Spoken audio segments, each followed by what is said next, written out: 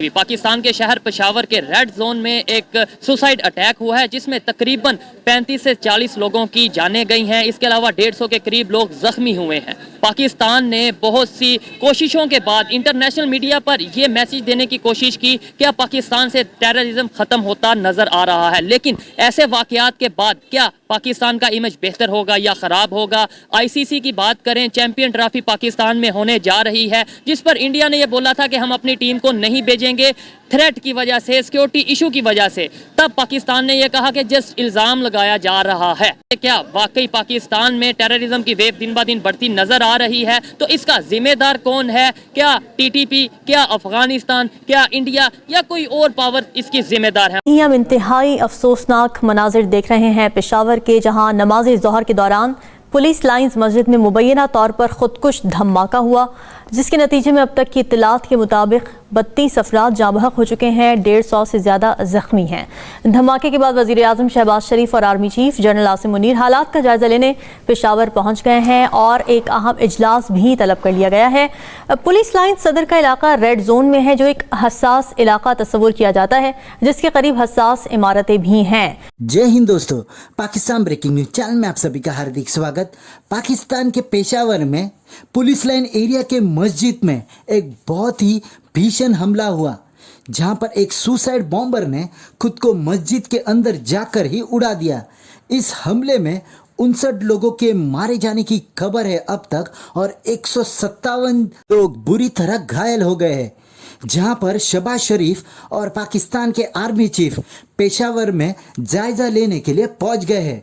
वहीं पर टीटीपी ने इस हमले की पूरी तरह जिम्मेदारी ली और कहा कि अगर पाकिस्तान ने टीटीपी की बात नहीं मानी तो ऐसे हमले हम पूरे पाकिस्तान में करेंगे। वहीं पर अब पाकिस्तान आर्मी और पाकिस्तान गवर्नमेंट के पास कोई चारा ही नहीं रहा। अगर उनको अपनी इमेज अपने अवाम के सामने अच्छी रखनी है तो उनको ऑल आउट जाना पड़ेगा टीटीपी के सामने। पर उनको ये बात भी डर है कि टीटीपी को तालिबान का पूरी तरह सपोर्ट है। सभी आधुनिक हथियार जो कि अमेरिका अफगानिस्तान में छोड़ के गए थे वो टीटीपी के पास है। तो क्या पाकिस्तान आर्मी टीटीपी का मुकाबला कर पाएगी?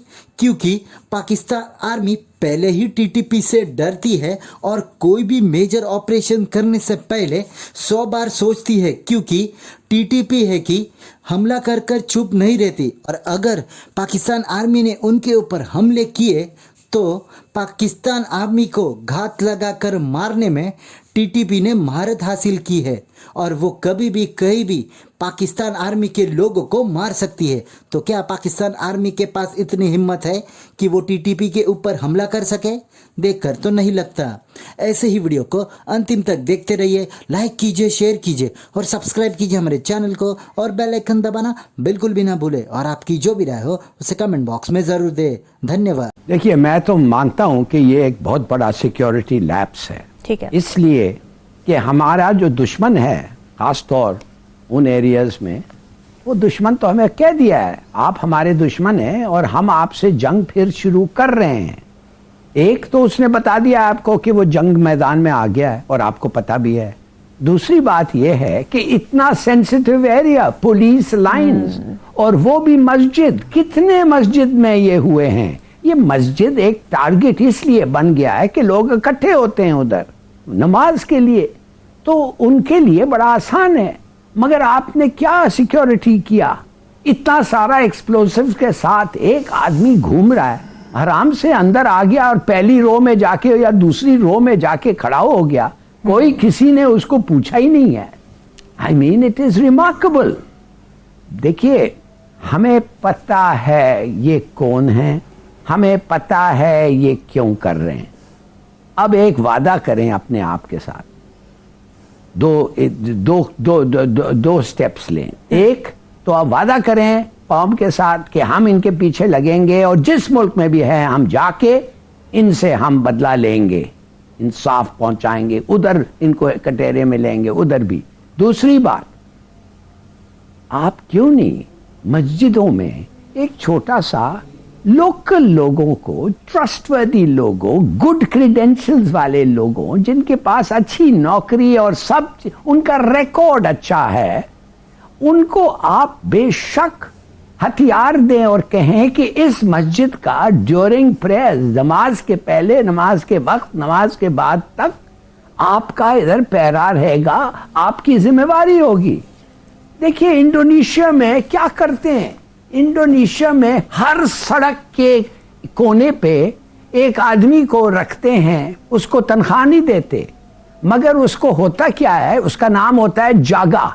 वो जागा करता क्या है कि वो उस एरिया के सब लोगों को जानता है और सब लोगों के घर में क्या होता है वो अपना बिजनेस बनाता है पता करने, और कभी भी अगर उस पूरे इलाके में चोरी होती है तो पुलिस पहले उसके पास जाती है और कहती है बताओ तुम्हारा क्या ख्याल है। देखिए हम तो सारी जो भी बात है, मेरे पास जो नॉलेज है, मैं कोई फॉरेन अफेयर्स का बंदा तो नहीं हूँ ना, मैं तो जो भी सुनता हूँ न्यूज से ही सुनता हूँ। न्यूज में यही कहा जाता है कि जी इंडिया इन्वॉल्व है, इंडिया दहशतगर्दी में इन्वॉल्व है। ठीक है, तो ये तो उनके इंडिया वाले कहते हैं पाकिस्तान इन्वॉल्व है। अगर बात की जाए बम्बे अटैक्स की, खानकोट की, वहाँ पठानकोट की, तो वहाँ पे अटैक होते थे, लेकिन जैसे ही उन्होंने ट्रेड वगैरह खत्म हुई है, पाकिस्तान के साथ रिलेशन बंद हुए हैं, उनका ये कहना है कि जब से हमने रिलेशन खत्म किए हैं पाकिस्तान के साथ, हमारे यहाँ पे कोई अटैक नहीं होता। वो तो ये आप जो लोग आर्मी के खिलाफ बातें करते हैं, मैं उनको सिर्फ कहूंगा go and see the Muslims in India. ठीक है, कि वो किस एक जो है बुली होते हैं हिंदुओं के हाथे। किधर कोई एग्जांपल मुझे बताएं कि इंडिया में न्यूमरस वीडियो आप यूपी देख लें, आप उसमें कश्मीर में देख लें, आप इवन उनके बड़े सिटीज में देख लें, उधर तो माइनॉरिटीज का इतने बुरे हालात हैं। अब कल परसों एक वीडियो शेयर हुई भी थी जिसके अंदर वो एक बंदा नमाज पढ़ा था, उस पर कुत्ते छोड़ दिए गए। अच्छा, ठीक है, अब I don't know whether what it was India और समवेयर एल्स, लेकिन मुसलमानों के जैसे आपने बोला कि वो नमाज पढ़ रहा था, कुत्ता छोड़ दिया गया। कुत्ता छोड़ना बड़ी बात है या नमाज पढ़ते हुए को वैसे ही बम से उड़ा देना बड़ी बात है, जो कि पाकिस्तान में हुआ है? फिर इंडिया को ना आप नजरअंदाज नहीं कर सकते, वो बढ़ती हुई एक मईशत है। हाँ, यूनाइटेड नेशन का प्रेसिडेंट वहाँ पे इस टाइम मौजूद है इंडिया में। जाता है। हमारा दुनिया में कोई मुकाम नहीं है, हमें उनके साथ दुश्मनी को छोड़ के ना कोई तजारत तजूरत के कोई मामलात करने चाहिए, उसमें ज्यादा हमारा बेनिफिट है। नफरतें हमने कौन सा कहा है कि उनके साथ कोई शादियां करें या कोई करें, कारोबारी मामलात को तो आगे बढ़ाएं ना। ज्यादा फायदा किसको होगा? ज्यादा फायदा देखो दोनों को होगा। वो भी हमारे ताया का बेटा नहीं है कि वो हमारे फायदे के लिए हमारे साथ तजारत करे, उसको भी फायदा होगा, भी मिलेगा, वो हाँ, आगे उसको भी फायदा होगा, एशिया तक जाएगा हमारे थ्रू। लेकिन ज्यादा फायदा इस टाइम खास तौर पे जो हमारी कंडीशन हम मार रहे हैं, हमारे लिए ज्यादा जरूरी है। हमें ऑक्सीजन की थोड़ी सी की ज्यादा जरूरत है, उनको इतनी जरूरत नहीं है। उनका सारी दुनिया बाजू पकड़ती है, हमारा कोई नहीं पकड़ता। अगर आप ज़िया उल हक की तरफ देखें तो ज़िया उल हक के आपके न्यूक्लियर प्लांट पे एक बड़े जबरदस्त कमेंट्स है कि we do not want India to bully अस।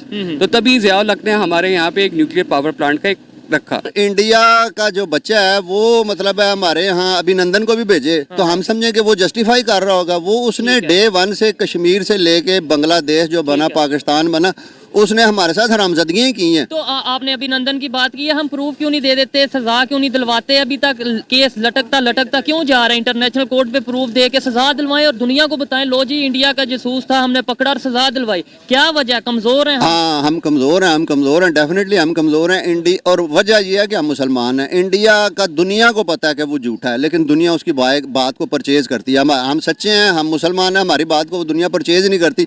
उनको पता है ये सच्चे हैं, वो कहते हैं आप झूठ बोल रहे हैं। उधर हम क्या करेंगे? लगता है कि हम 2007 से 2017 का जो अरसा था उसमें वापस आ गए हैं। 2007 से लेके 2017 तक हमारे यहाँ खुदकुश हमलावर हुए हैं। 2007 से पहले नहीं हुए थे। 2007 में 1 दिसंबर के अंदर हम खुदकुश हमला हुआ था, और उससे पहले जुलाई में जामे अफसा का बड़ा मशहूर वाक़या हुआ था जिसमें हमने अमेरिकन को खुश करने के लिए एक बहुत बड़ा ऑपरेशन किया था। और उस ऑपरेशन के बाद उसके जो असरात हुए थे वो ये थे कि वो लोग जो वहाँ पर मारे गए थे उनके लवाकीन को एक सवात फैल गया, कहीं फैल गया, और एक तंजीम मुनज़्ज़म जिसे TTP कहते हैं वो मुनज़्ज़म की गई थी 2007 के अंदर। और ये स्प्लिंटर्स ग्रुप थे मुख्तलिफ जगहों से। 2001 से 2007 तक मामलात जो थे बहुत हद तक हैंडल हो रहे थे, अमेरिकन इंटरफेरेंस भी करते थे, लेकिन फिर भी हालात ठीक थे। और अकज़ई साहब जो कि वहाँ पर कोर कमांडर थे, उन्होंने सबसे पहले जाके उससे अपना जाके एग्रीमेंट किया था और बाकायदा हार पहनाए गए थे, मुझे अच्छी तरह याद है। और लोग समझते थे कि अब सुकून और इत्मीनान आ जाएगा, लेकिन आपको शायद अंदाज़ा नहीं कि ड्रोन हमले से उसको मार दिया गया और फिर उसके बाद डामाडोला का हमला हुआ और फिर हालात जो थे वो खासे हाथ से निकलते चले गए।